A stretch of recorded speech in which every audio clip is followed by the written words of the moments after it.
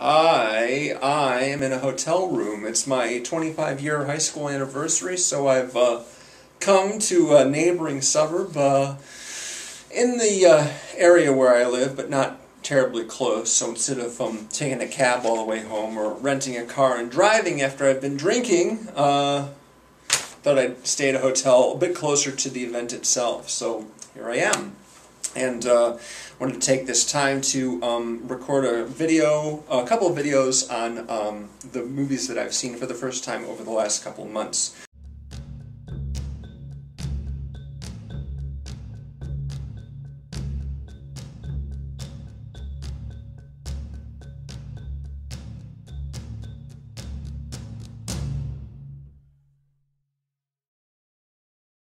This is for August. I've been, very lax in getting this one done over the course of the last month, but I'm going to knock off 2 in one go.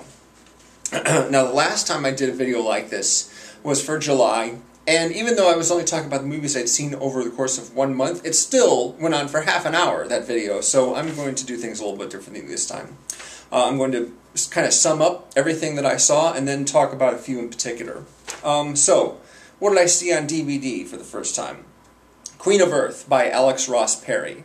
Drama, he did Listen Up Philip, and this one, like that movie, also has Elizabeth Moss and Catherine Waterston in it.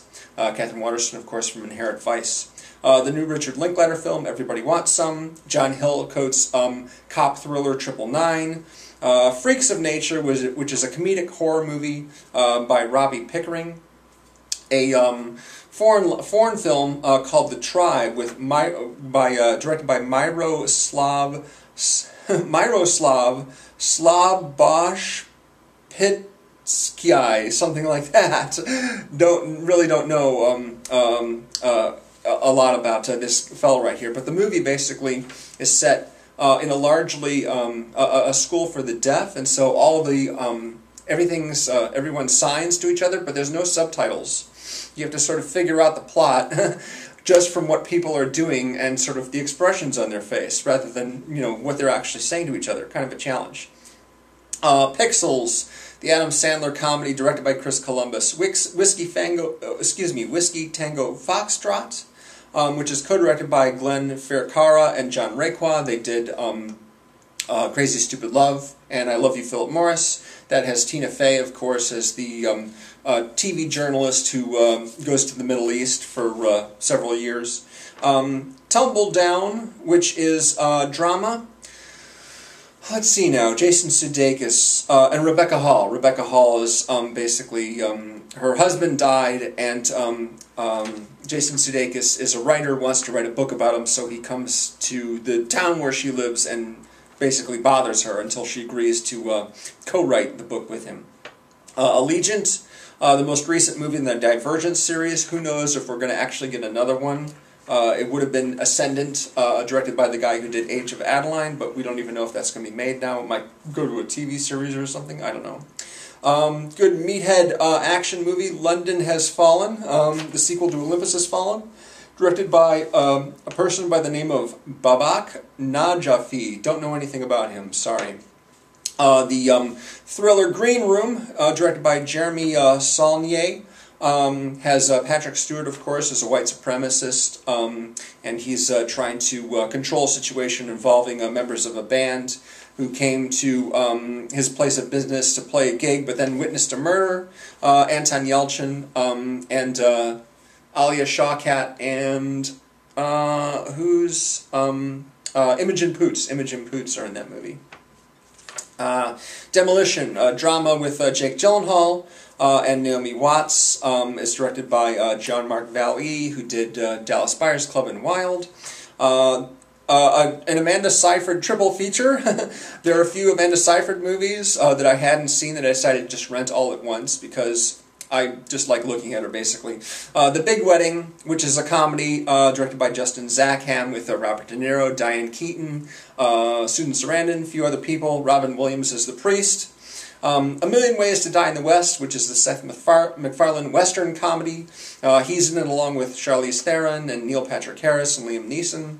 And Love the Coopers, which is directed by Jesse Nelson, an ensemble comedy.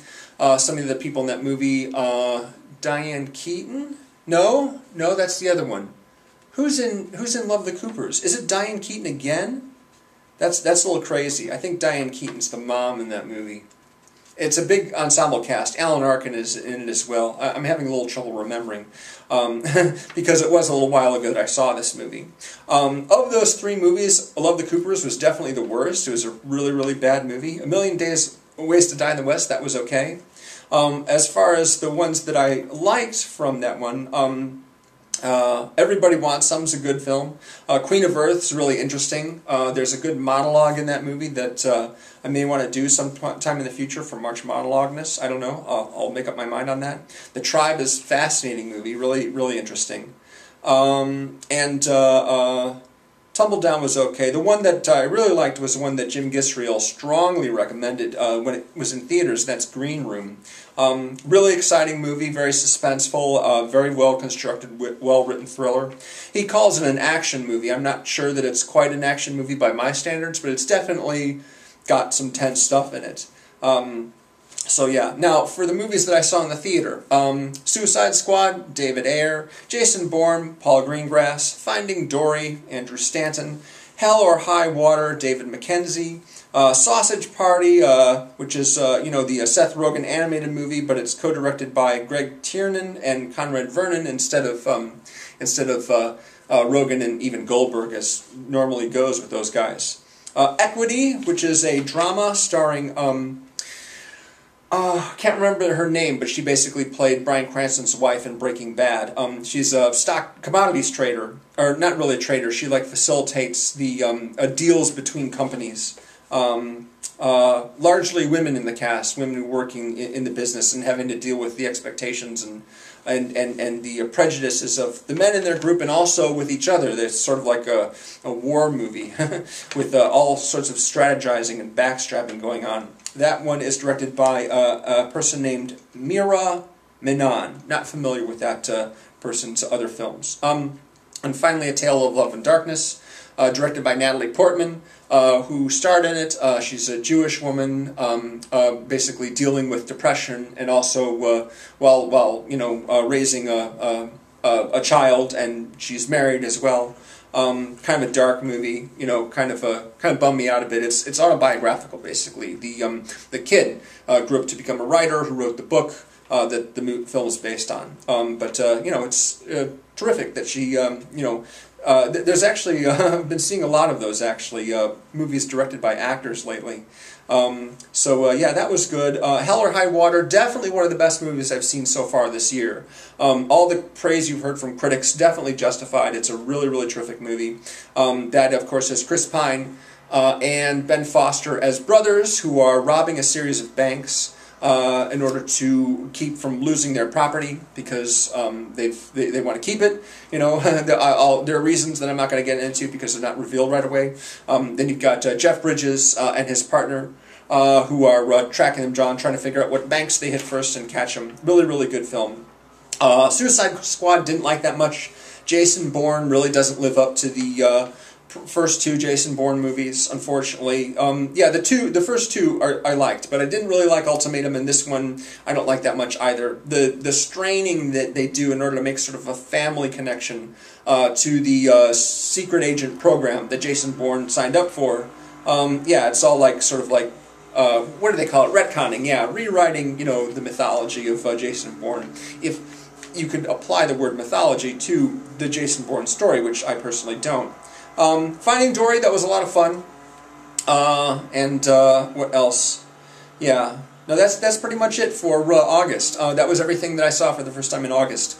Now, this is, of course, what I've seen, what I've skipped. And so the what I skipped movie is Kubo and Two Strings. Kubo and the Two Strings, a stop-motion animated movie. It's still playing, I think, somewhere. So I might still get a chance to see it, but it's not something I've been dying to see, so I passed it over in favor of things that I was more interested in. Unfortunately, I probably could have skipped Suicide Squad and gone to that instead, but Suicide Squad, was a movie that I've been reading about and hearing about and seeing the clips for a long time, so naturally I had to satisfy my curiosity.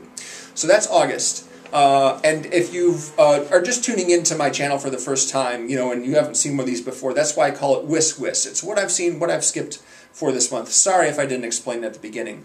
Thank you very much for watching, and the next video tomorrow will be one that's set here in this hotel room again, because I'm just about to record it, but it will deal with September, movies I saw in September. Thanks for watching.